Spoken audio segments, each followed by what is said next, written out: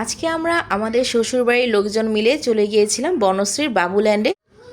তো সেটারই একটি ব্লগ ভিডিও তোমাদের সাথে শেয়ার করতে চলে আসলাম। এটা ছিল ঈদের দ্বিতীয় দিনের ব্লগ ভিডিও, আমি আজকে তোমাদের সাথে শেয়ার করছি।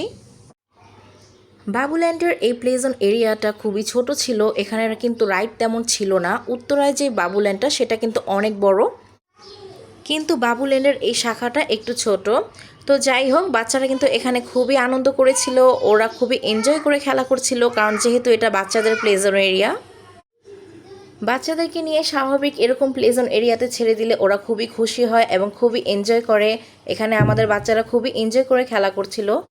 এখানে বাচ্চাদের নিয়ে কিছুক্ষণ থাকার পরে এরপরে আমরা চলে গিয়েছিলাম ব্ল্যাক ক্রাফটে, কিন্তু দুঃখের বিষয় সেখানে আমরা সেদিন ঢুকতে পারিনি, যেহেতু ঈদের দ্বিতীয় দিন ছিল তাই খুবই রাশ ছিল। ভেতরে এত পরিমাণ রাশ ছিল যে মানুষ টোকেন নিয়ে তারপর ভেতরে যেতে হচ্ছিল। আমরা টোকেনও নিতে পারিনি আর ভেতরেও যেতে পারিনি, তো কী আর করার, সেখান থেকে চলে গিয়েছিলাম অন্য একটা জায়গায়। সেখান থেকে আমরা অন্য একটা ক্যাফেতে গেলাম, সেখানে কিছু খাবার অর্ডার করলাম।